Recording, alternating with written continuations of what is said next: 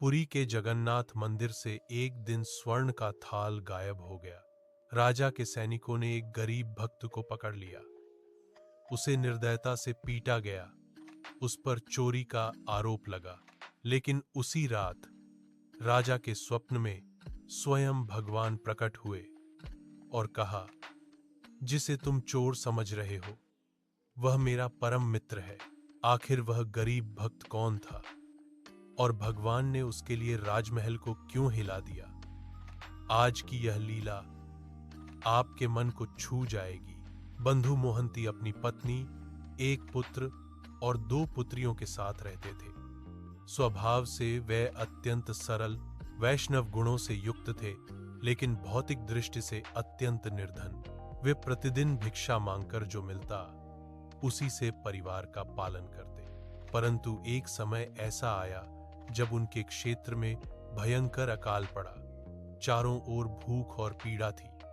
लोग स्वयं भोजन के अभाव में थे। भिक्षा कौन देता? धीरे धीरे स्थिति इतनी गंभीर हो गई कि उनके बच्चे भूख से अचेत होने लगे। यह देखकर उनकी पत्नी का हृदय टूट गया। उन्होंने कहा, स्वामी, क्या आपका कोई संबंधी नहीं जो इस कठिन समय में हमारी सहायता कर सके? क्यों न हम किसी के पास चले जाएं जिससे बच्चों के प्राण बच सकें? बंधु मोहंती मुस्कुराए और बोले, मेरा कोई सांसारिक संबंधी नहीं है, परंतु मेरा एक परम मित्र अवश्य है। वह श्रीपुरी धाम में रहता है। यदि हम उसके पास पहुंच जाएं तो हमारी सभी समस्याएं दूर हो जाएंगी। पत्नी ने उत्साह से कहा, तो फिर देर किस बात की? चलिए अभी निकलते हैं। 4 दिनों की कठोर यात्रा के बाद वे श्रीपुरी धाम पहुंचे। मंदिर में हजारों की भीड़ थी। सुरक्षा कड़ी थी। उन्हें अंदर प्रवेश नहीं मिला। बंधु मोहंती ने बाहर से ही पतित पावन भगवान के दर्शन किए और परिवार को लेकर दक्षिण द्वार के पास बैठ गए।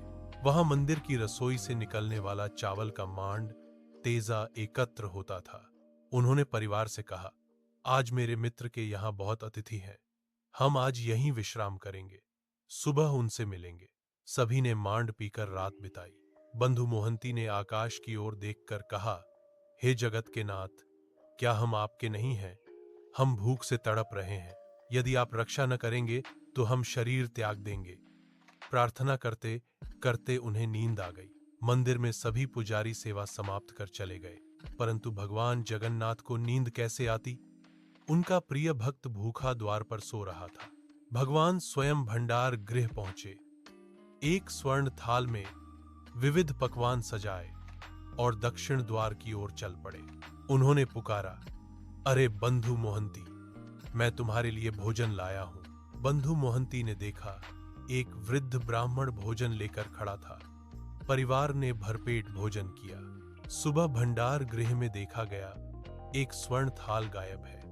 जांच में वही थाल बंधु मोहंती के पास मिला। उन्हें चोर समझकर बंदी बना लिया गया, निर्दयता से पीटा गया। उन्होंने बहुत समझाया।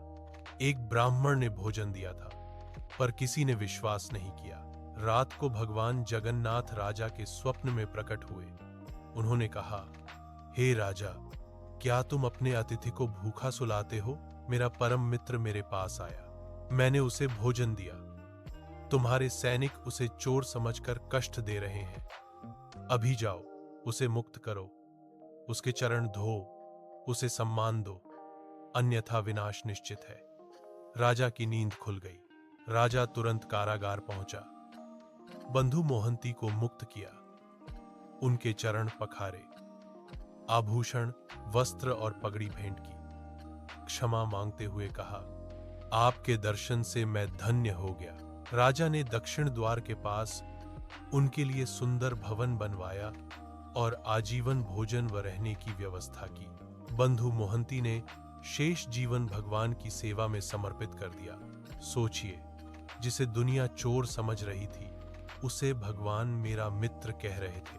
धन नहीं था, सम्मान नहीं था, पर विश्वास अटूट था, और वही विश्वास उसे कारागार से राज्य सम्मान तक ले गया। अगर आप भी मानते हैं कि भगवान अपने सच्चे भक्त को कभी अकेला नहीं छोड़ते, तो कमेंट में लिखिए, जय जगन्नाथ। और ऐसी ही रहस्यमयी लीलाओं के लिए चैनल को अभी सब्सक्राइब करें।